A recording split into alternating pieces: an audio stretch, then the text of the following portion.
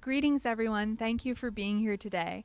I'd like to start by thanking members of the library's Programming and Communications Committee for their work, and also the NU Bookstore for their co-sponsorship of this program. Please help to support our Meet the Author series by becoming a library supporter.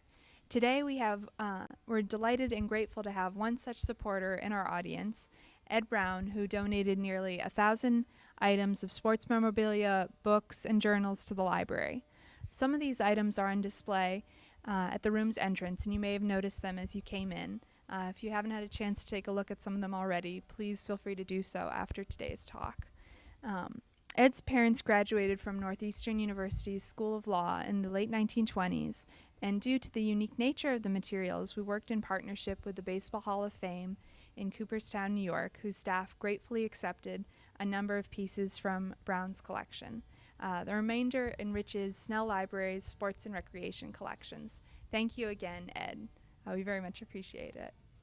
We're also filming today's event to broadcast on Northeastern's YouTube and iTunes University channels. Moreover, we appreciate your feedback, and please take the time to fill out your comment cards and return them to a library volunteer.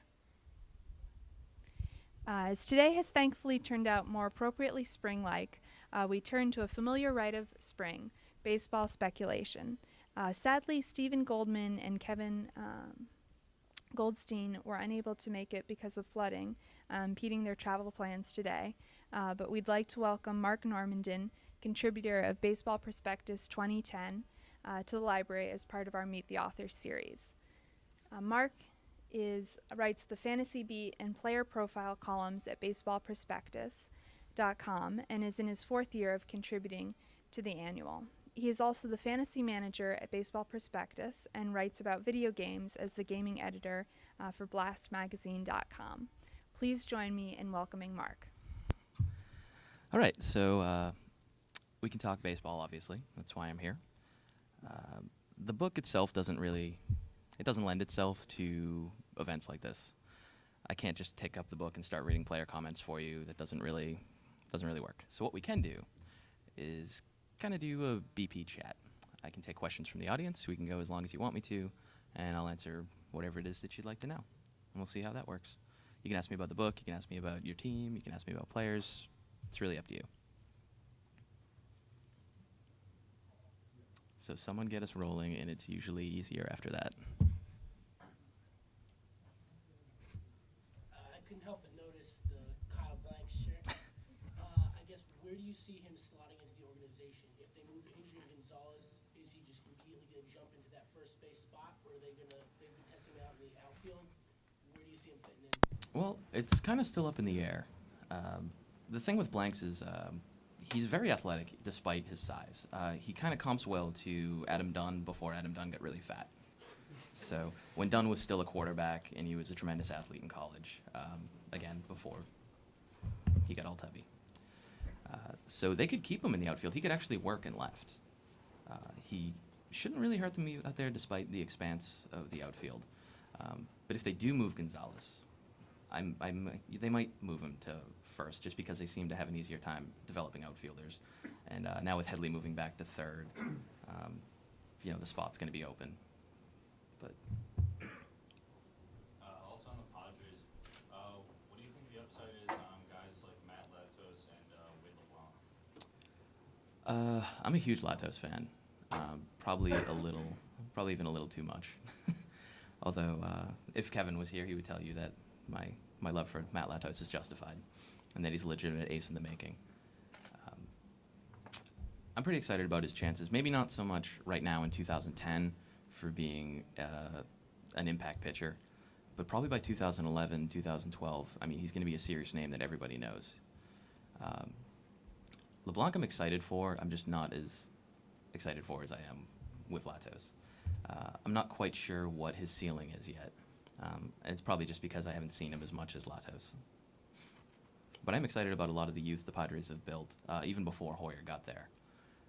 That organization was kind of teetering for a while. And Kevin Towers is the one who took the fall, but it wasn't really his fault. They made him cut the salary. And they made some horrible picks in the past before Sandy Alderson and company came to the organization as well. So. Do you think it would be good for someone like Chase Headley moving back to third, his natural position, especially knowing that the Padres have other third basemen that they're developing, like James Darnell? I think it's good just because, I mean, he's had some problems offensively, and he never really adapted to left field. He was a terrible outfielder, so moving him back to third base might help with his bat too. Because some players are just like that. If they're trying to learn a new defensive position, same time they're trying to learn to hit major league pitching effectively, and he has to contend with that park. So I think it'll be good for both his defense and his offense. He's a better third baseman than he is a left fielder as well. Do you see them, because they have two young third basemen in their system who, could be better than him in time? Like, do you see that them jerking him around and putting him back in left? Or maybe that's just a problem you deal with when you get to it? I mean, it's a good problem to have, having all that talent at the same position. Chances are good they'll do the same sort of thing they did with Kuzmanov, and they'll just find a place to ship him off to. So, not that the return for Kuzmanov was bad, because I like Scott Hairston a lot, but they can probably do better for Headley than Kuzmanov because there's a lot more noise around him and his name. Yeah, I love Padres talk. Nothing like it. I'm pretty excited that there were so many Padres questions in a row. I don't know if you've heard about that. But we seem to be particularly short in terms of power hitters, particularly with Big Poppy not knowing what's going to happen with him. Do we have anything coming up that you see? Coming up as far as hitters go, not especially. Anderson's thing last year, I wrote the Sox chapter last year, and what I said was, I'm excited about Lars Anderson and his potential, but he really has to show over the long term that he can hit for a bit more power than he had at that point. And then he completely cratered at Double-A last year. So I was nervous before, and now I'm far more nervous. But I don't think the Sox really need another power hitter right now. I know there's a huge debate going on about it. But, well, I mean, they're going to have one of the best pitching staffs in the league, if not the best. The only other two contenders for that are both in the same division as them, which is going to make the season wonderful. Their bullpen isn't great, but it's definitely good enough. They go 5 deep in it with some pretty talented arms that a lot of other organizations would love to have. The defense, which last year was one of the worst in the league, is probably going to be top 5, possibly top 3 this year with the additions that they've made. So that's going to make the pitching staff look even better. And I mean, it's all run differential. If you score more than you give up, you're going to win. And if they're not letting anyone score any runs, their lineup doesn't need those same power hitters. And the lineup's also built differently than it was the couple of years they won the World Series. I mean, that was a lineup that had some depth. You had guys like Billy Miller hitting at the bottom of the order. But overall, you had a lot of average hitters, and then you had that big 1-2 punch with Manny and Ortiz in the middle. And now you've got a lot more depth with Drew hitting towards the middle or the back. Bay's not there anymore, but they have Cameron, they have Ellsbury. Ortiz shouldn't be as bad as last year. He should be at least the same, if not better, because he won't have those first couple of months. You're going to have a well above average lineup. It's just maybe not what we're used to seeing, but there's a lot more depth. Well, the problem is it's not the Yankees, and they have to be in our division. Yeah, the Yankees, I don't know if their rotation and their defense is good, though.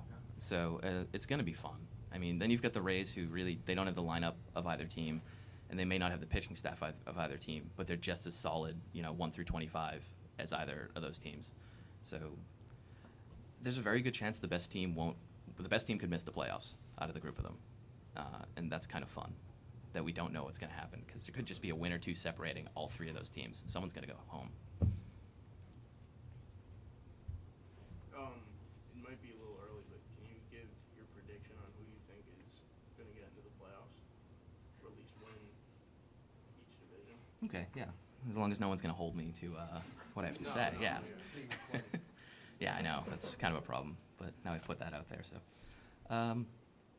I like the Sox for 95 wins, which might seem weird because they won 95 last year, but I think they were more like an 88 win team that won 95 games last year. They had far too many holes in the lineup, in the bullpen, in the pitching staff, and defensively to really be a 95 win team.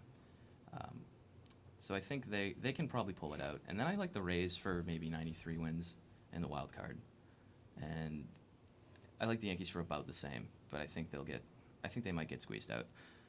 Of course, maybe that's just what I hope is going to happen, not necessarily what will happen. Do you want the other divisions too, or? Well, since I got this book from my cousin, who happens to be a huge Mariners fan, lives out in Seattle, and she's all psyched about Cliff Lee and everything. So maybe you could give me some feedback on that I could tell her. Sure. I like the Rangers out west, but the Mariners I think should finish in second. They have a great pitching staff. They have a great defense. They have a great defense. The lineup, I'm just not really sure. I mean, people are worried about Boston's lineup, but let's compare names in Seattle's lineup to Boston's. And, I mean, you're going to have to hope Milton Bradley hits just like he did when he was in Texas if they want to have a big bat in the middle. I like their chances. They could slip in, but something would have to happen to the Rangers. That's my feeling. But I like the Mariners more than the Angels, and at least for 2010, I like them more than the Athletics. I got a two-part question unrelated. Sure. You just mentioned one name. First question, Dan Shaughnessy made a fortune in this town talking about the curse of the Bambino, which, thankfully we don't hear anymore.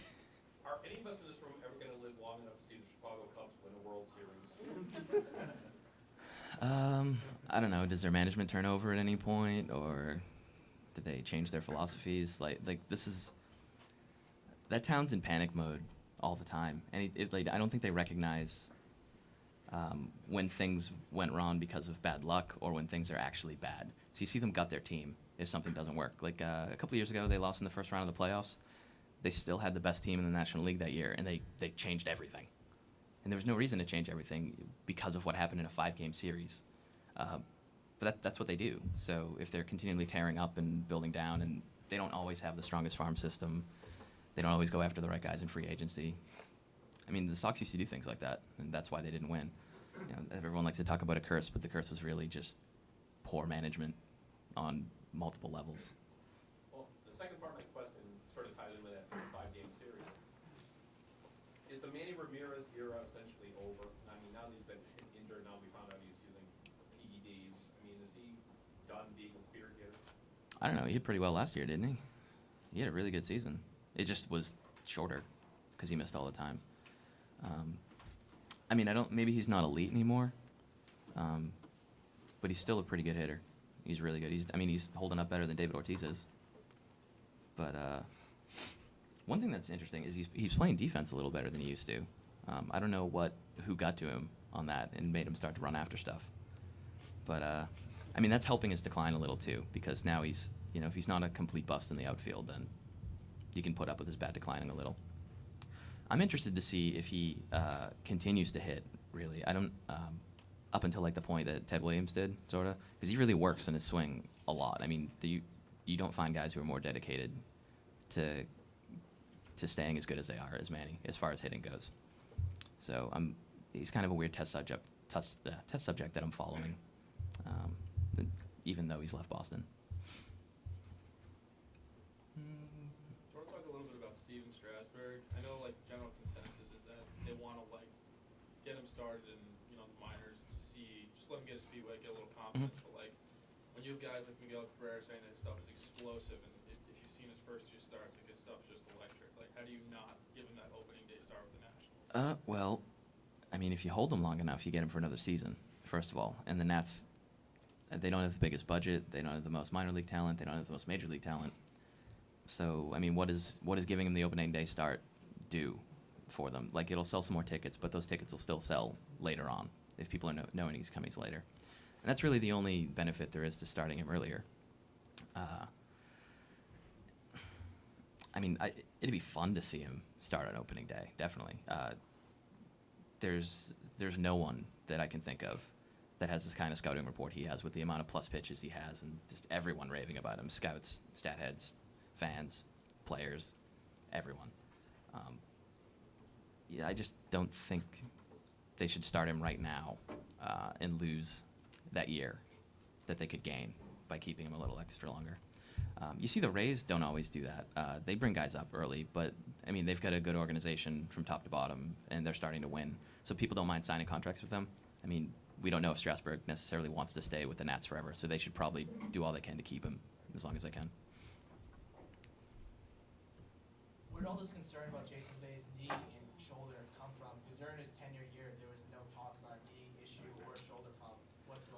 And Uh, all of a sudden with the contract negotiations this offseason and at the All-Star break, when the reports came out, it seemed a little fishy.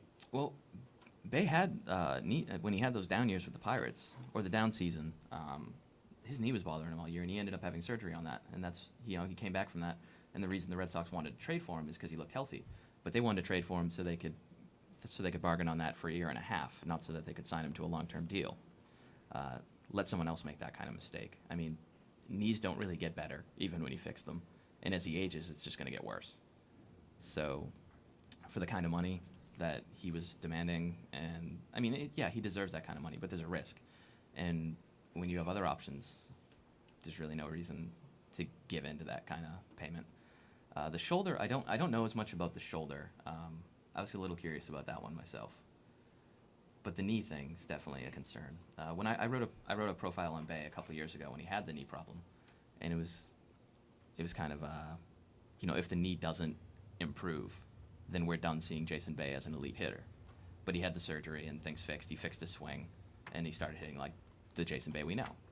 But that's part of the reason he's as bad defensively as he is now, because he was never good in the past when he could move well, and he does not move well at all. He still gets stolen bases, but he's a smart base runner. It's not because he's a speed demon.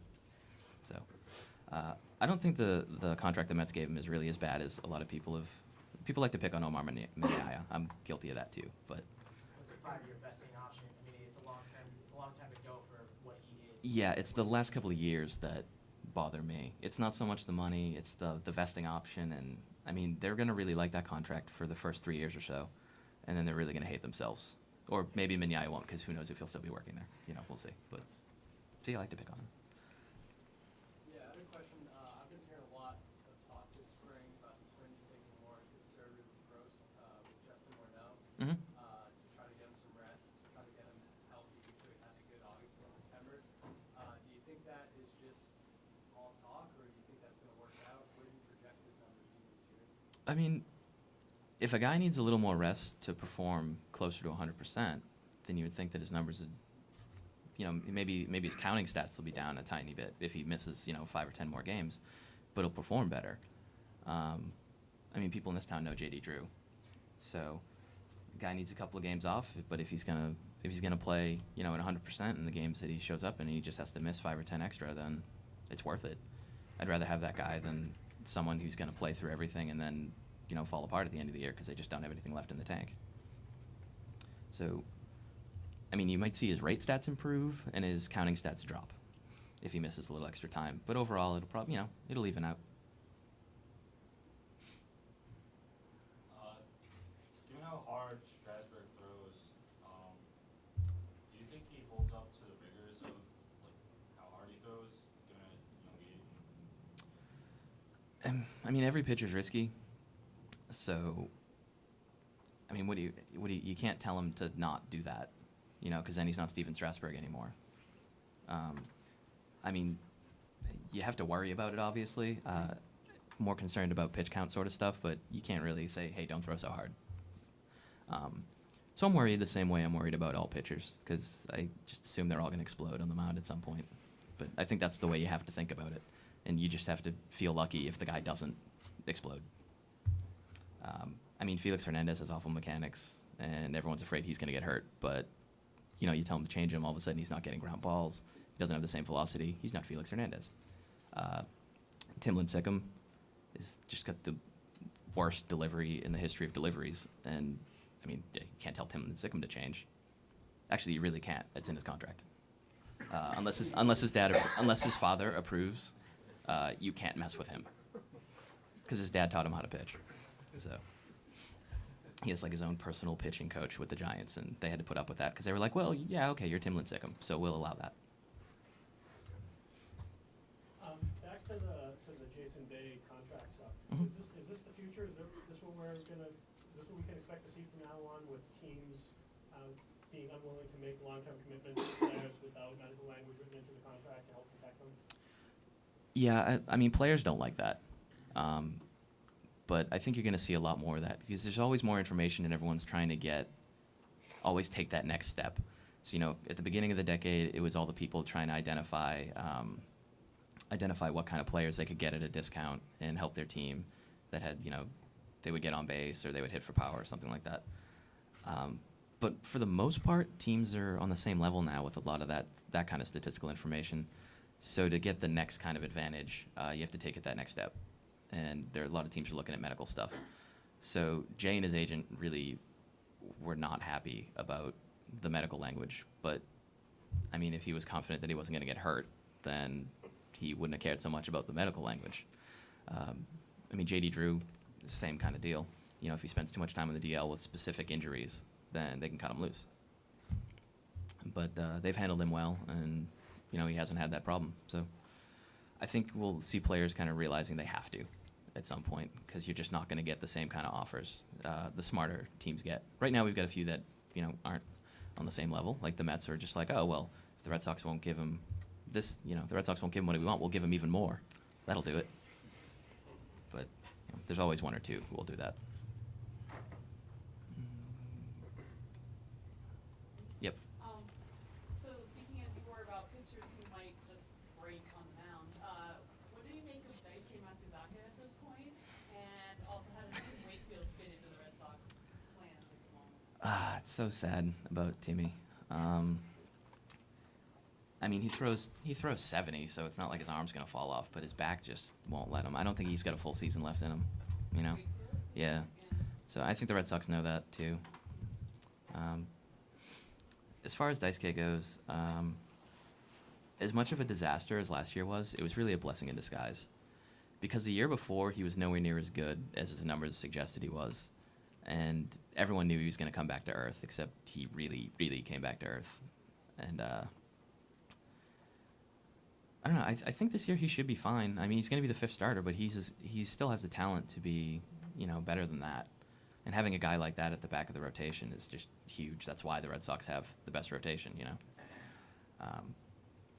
The fact that he's not going to be hiding those injuries anymore, and the fact that he's in better shape than he was. Everyone always says they're in the best shape of their life, but have you seen Matsuzaka, like when he comes to spring, because he's got his giant Matsuzaka pot belly, and you know he just doesn't. Everything he does looks like it requires so much effort. So it's kind of good that he's in better shape now. I have a lot of faith that he'll do well. He still needs to do some things like actually on the mound besides be in shape. He needs to attack hitters more. He nibbles a little too much, especially for a guy with his kind of stuff. But you know that's why they have pitching coaches too. So.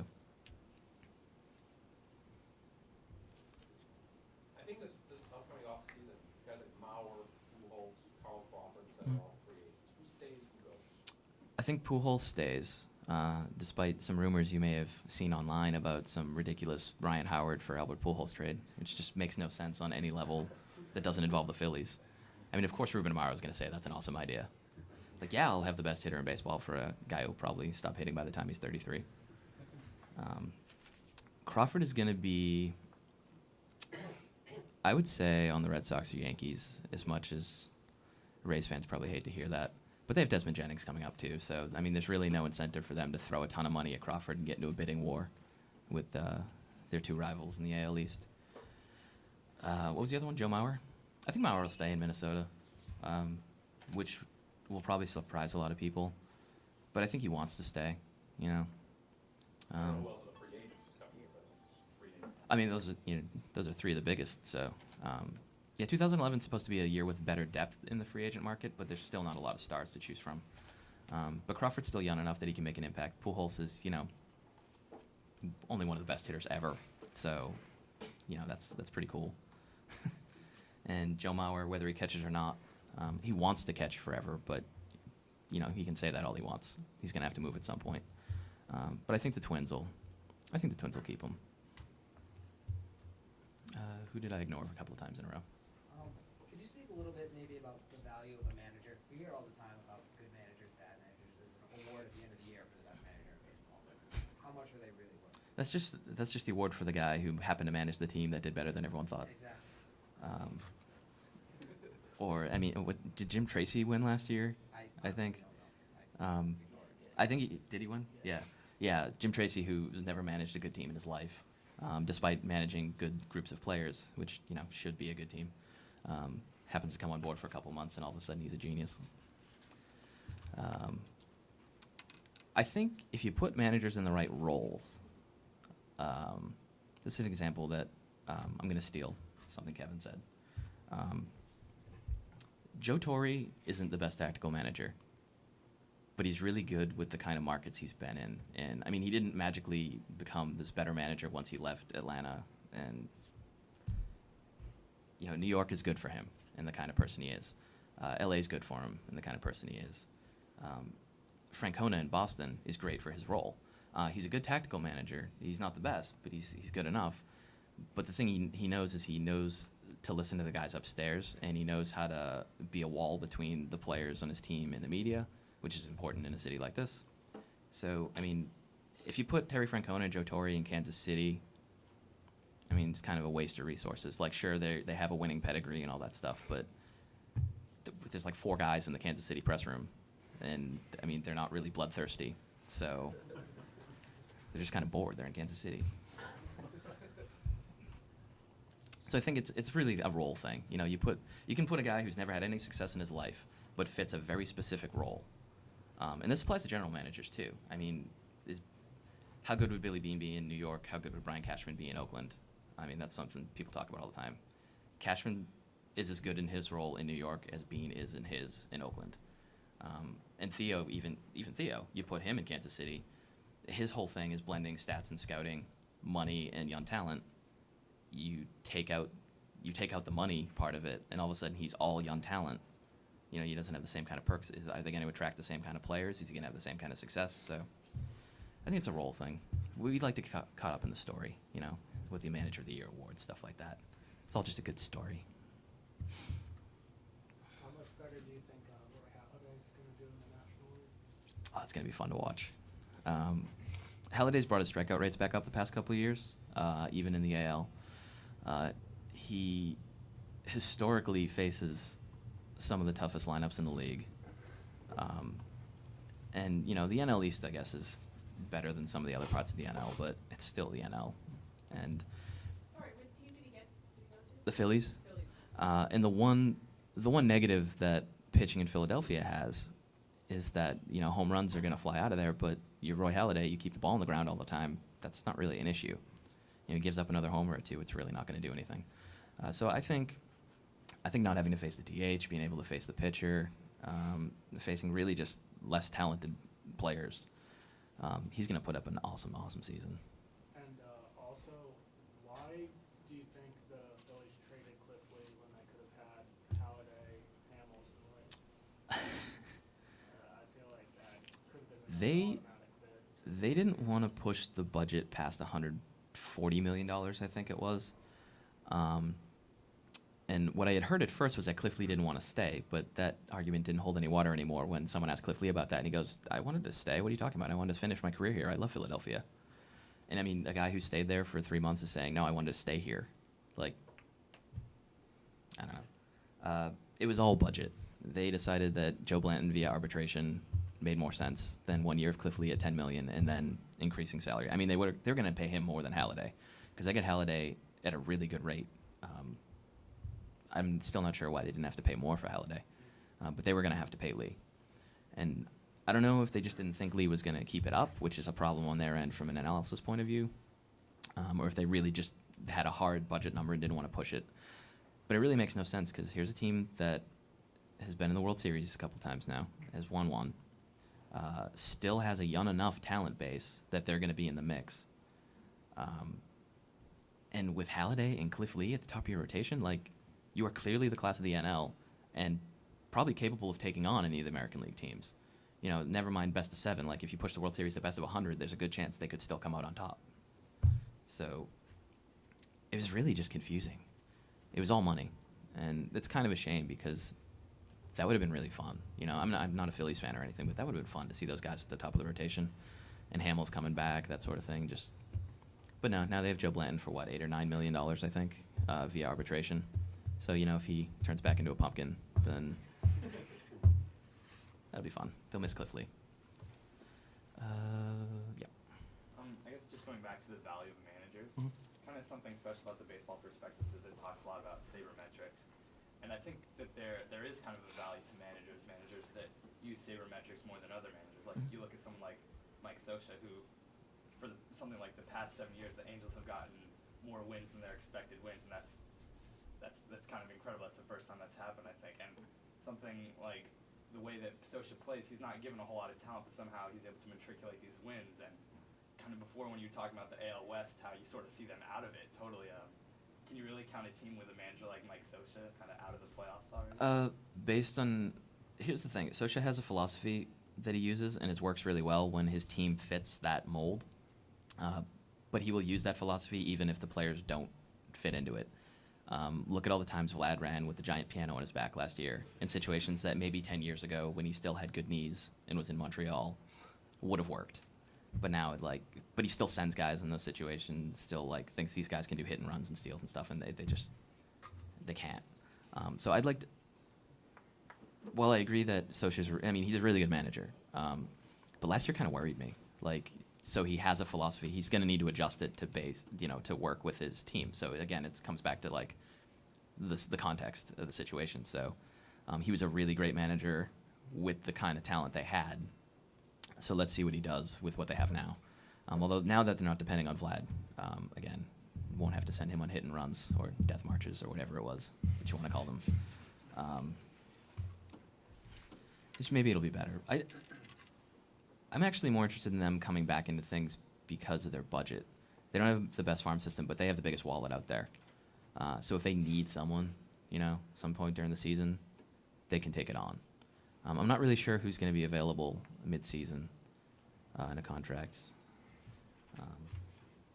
But that's where I see them doing well. Although it'll be interesting to see if they outperform it again. The kind of stuff that they're normally really good at is the stuff that we don't. We're just getting better at analyzing now. Base running, defense, that sort of thing. And if you listen to all the announcers last year, they were still a great base running and defensive team. They were a little below average defensively last year, despite what everyone was saying. And I think they stole bases at like a 69 or 70% rate, which is basically the break-even point for, they weren't helping themselves and they weren't hurting themselves by stealing bases. So, I don't know. We'll see how things change this year, I guess. Do you see the Red Sox working out a contract extension with Josh Beckett before the opening day deadline that he set? I don't know. They're weird with contract extensions. The Red Sox never let players tell them what to do. But they don't mean it out of disrespect. They're just sort of like, we'll get to it, and it offends some guys and they want to leave, and other guys are like, okay, no, I understand, and we'll deal with this later. I think they want to sign him. I think they also want to get a sense of the market for Crawford, as we were talking about earlier. Because with some of the contracts coming off the books, they can afford both, but it really depends on what Beckett wants. So if the numbers Beckett are throwing out, they think it's lower than the numbers he'll be throwing out at the end of the year, I bet you they work on it. But if they think it's going to be the same, or they could possibly get a better deal, they'll wait. So their action or inaction will tell you what they're thinking, I guess. They like him either way. It just depends on how much he's going to want. Do you have a follow-up? Or? Yeah. Now, out of the three, Lester, Beckett, and Lackey, who throws opening day? Lester's their best pitcher. I'd like him to do it, but it'll probably be Beckett, I think. Or opening day, like first game of the season, or opening Fenway? Yeah. Does it start in Fenway this year? Yeah. Oh, jeez. And then this is only one opening day. Oh, yeah. I always get bored with that. It's too early. I get bored with the Yankee series so quickly. So by June, I'm just like, oh, it's the Yankees again. Oh, okay. 19 times. I like the Rays rivalry much more. So, I'm bored with the Yankees one. It's so played out. I like Lester. He's their best pitcher. That's what I think. Going forward, right now, today. I think Buchholz will be better than Lackey over the course of his contract, too. But I don't know how a popular opinion that is.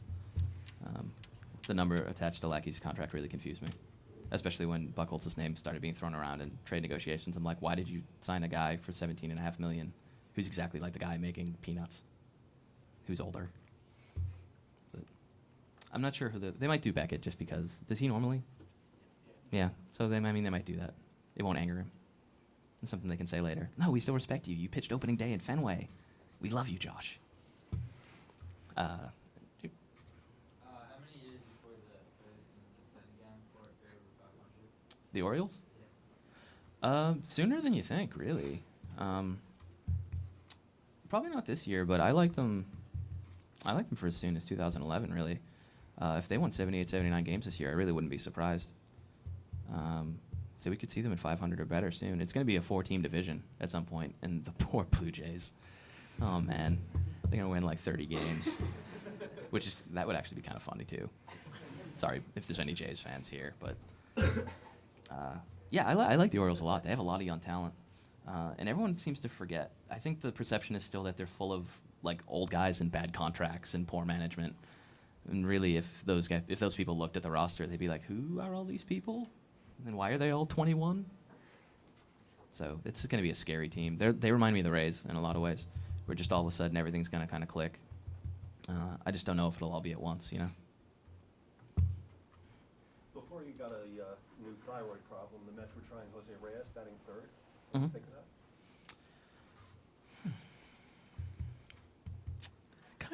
Kind of weird, just in the sense that, I mean, you limit his plate appearances that way a little bit, not by a lot, but you know, it's not like he has problems getting on base. He hits for high average. He moves runners along. He steals bases. So, taking like 50, 60 of those opportunities away when he could do something with 20 of them, I don't know.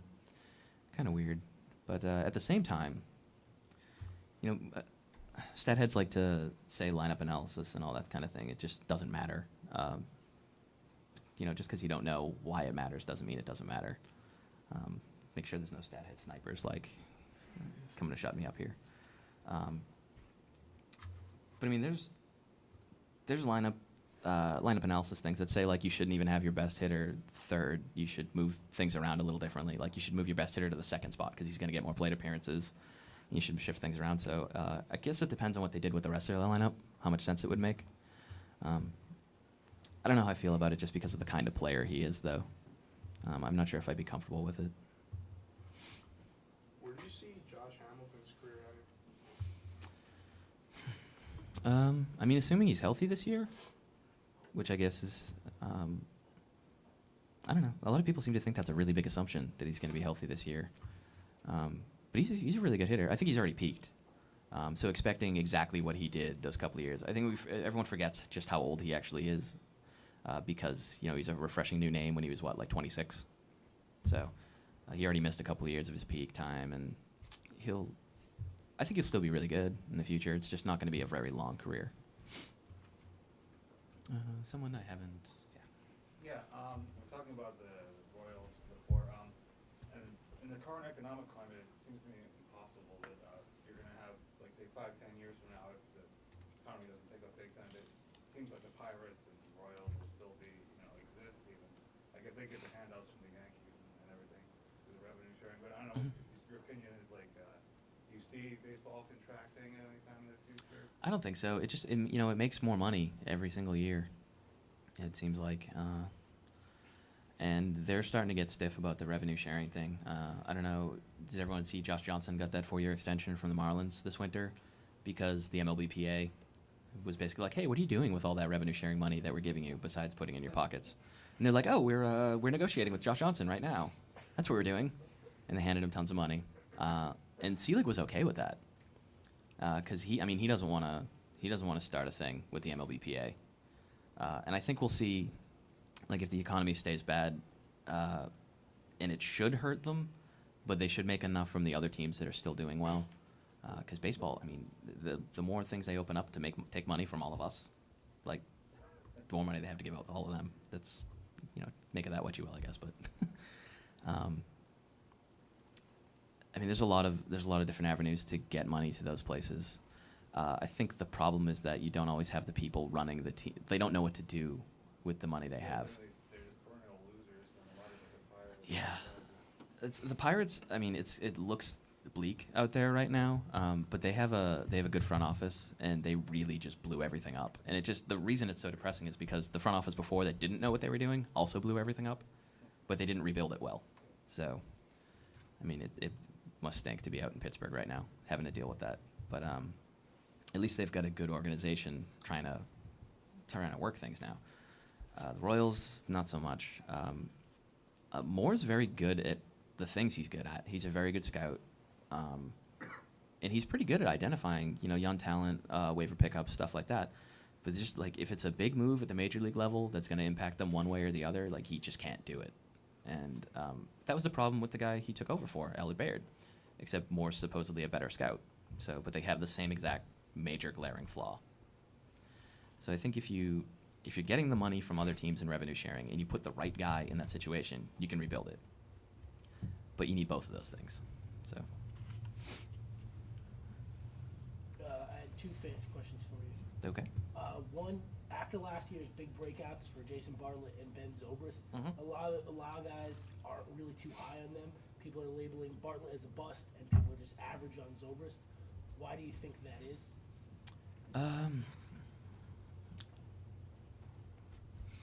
Why do I think other people are thinking that? Yeah, why is the common perception of them so low, despite the big years both of them had last year?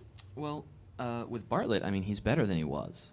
But he's really, I'm not especially high on him. I still think he's a pretty good shortstop and one of the early, not very early picks, but an early one. But that has more to do with shortstop than it does Jason Bartlett, I guess. But in comparison, before last year, I ranked Bartlett maybe like 20th in shortstops, and now I'd probably put him top 6 or 7. So, I mean, I believe that some of what he did last year is for real. All of it, not so much. Closer to the second half than what he did in the first half, I would say.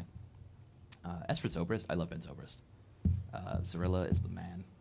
He's awesome. He's good enough to hit in right field, good enough to field in right field, and you don't get many second basemen who can do that. So, I mean, you've got a guy who can hit like an outfielder who's playing second base for you. People should be excited about him. I don't really know why people aren't. I don't think they realize how well he hit in limited time in 2008 as well. It's not like the power came out of nowhere. I mean, in 2008 it came out of nowhere, but then he did it again. So. And how do you see Jake Fox transferring to the American League now that he doesn't have to play the field every day? Like with Chase Headley earlier, I mean, it should help.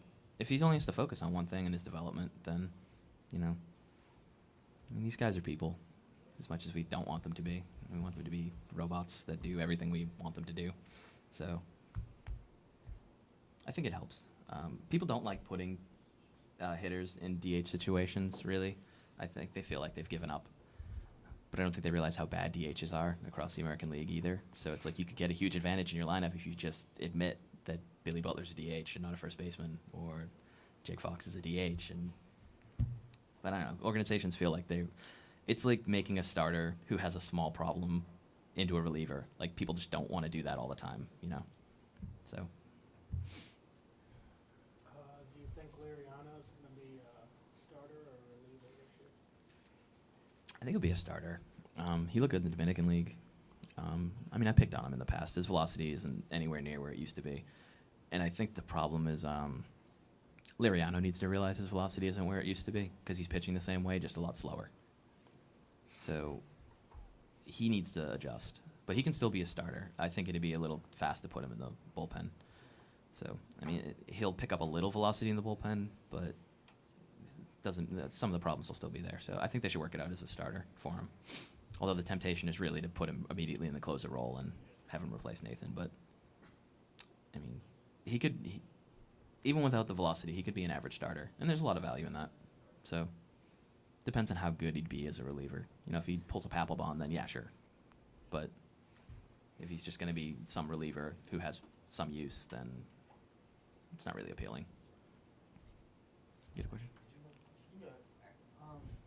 You mentioned the Rays earlier, Mhm. and their player development system, how well they've done. What makes them so much different? Because there are very few teams that do as well as they do. Well, at first, it was because they stunk so long that they always had, early picks in the draft. A lot of teams have blown that though. Yeah, it's weird that even when they had a completely inept front office, they were still capable of picking talented players. I guess that's kind of stroke of luck. I don't know if it was because they were good or because they were lucky, but they have them. The thing that's important is that now that they don't stink, they're still picking, good players in the draft, even with the later picks. I think they've got a very smart group, and I'm not just saying that because former coworkers of mine are working for them, but they know what they're doing. Andrew Friedman knows what he's doing. they know how to bring people in who understand their system and what it is that they need to do and the conditions that they have to work in. I think of them a lot like the late 80s, early 90s Expos, where they realize, like, this is what we have for money and this is what we need to do to actually win and do well. And they brought in a lot of very smart people who know how to do that.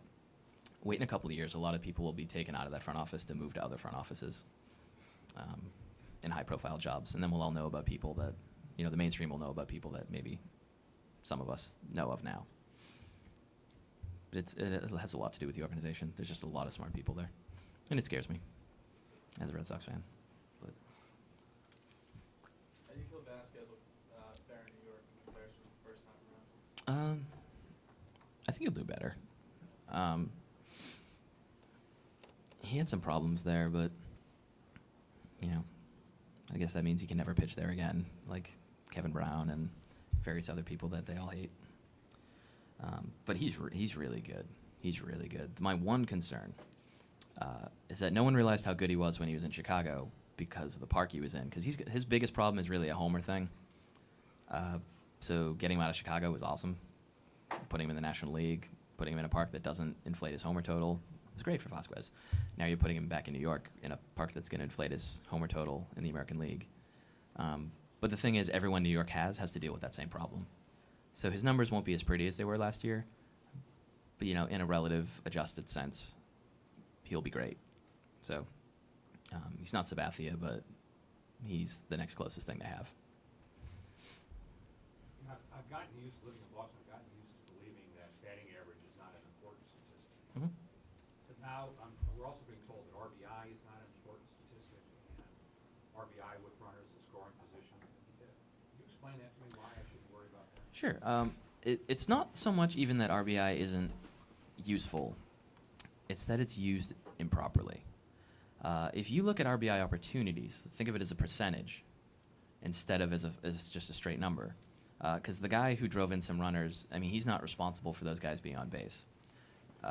So you could have a guy who really, he doesn't, as far as opportunities goes, he doesn't drive in that many guys, or he doesn't succeed at driving in base runners that often, but he always has base runners on. So that counting number just keeps going. But if you look at it as a percentage, you can compare, these guys actually, like, I'm trying to think of a player. Casey Blake a couple of years ago.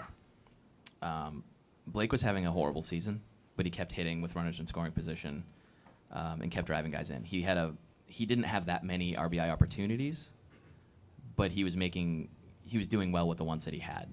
And then he got traded to the Dodgers, and he was in a better lineup, and he kept hitting at the same rate, but he had more opportunities. So, wow, I've completely lost this one. It's such a touchy subject because so many people like RBI, so I'm like dancing around it. Well, I'm not trying to defend. I was just wondering, what should I use if I'm not going to look at RBI? What would you use? If you still want to use something like that, RBIs as a percentage is the way to do it. And that's the argument you hear Theo use with J.D. Drew, is that he doesn't have that many opportunities to drive in runners because he's used more to get on base himself so other people can drive him in. So, of course, his RBI totals are going to be low. So looking at just RBI wouldn't help with him, and that's why the radio guys hate him so much. But well, there are other reasons. Yeah, that's true. He starts 100 games a year. So there are a few others. But as a percentage of opportunities, that's the way you use it. That's what I have to do in fantasy coverage because I have to look at RBI as much as I don't want to because I'm the fantasy guy and people use it. So I look at it as a percentage of opportunities. It works that way.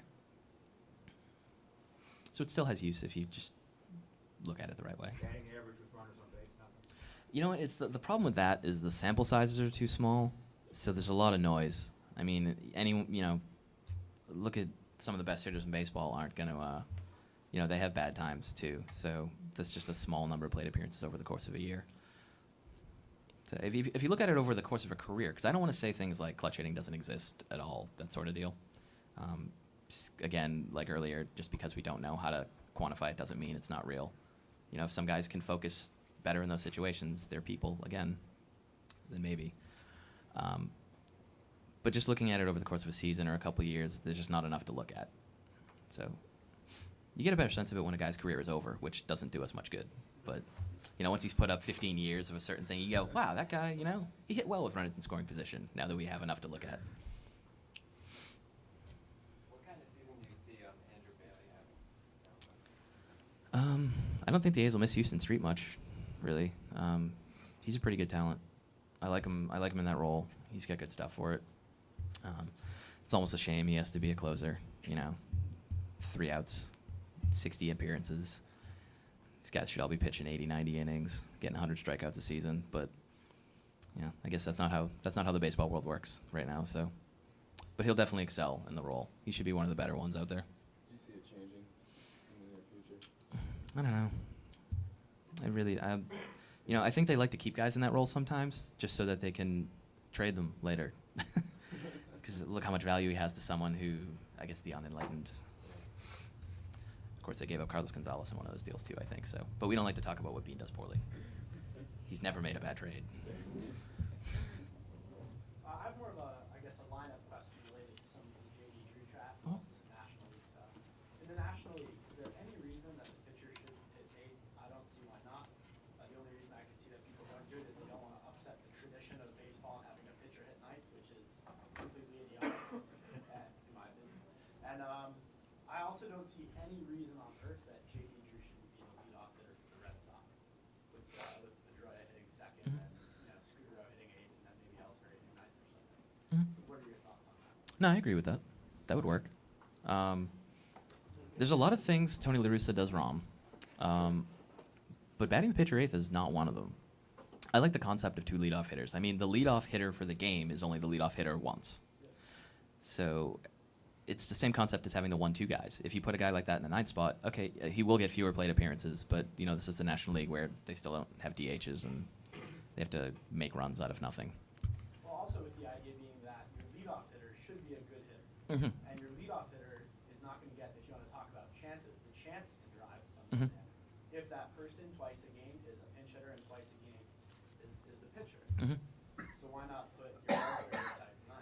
Oh yeah, you'd more than make up for what you'd lose by putting a good hitter in the 9th spot, by putting a good hitter in the 1st spot, because you'd be creating more opportunities for him to drive in the runners. Absolutely.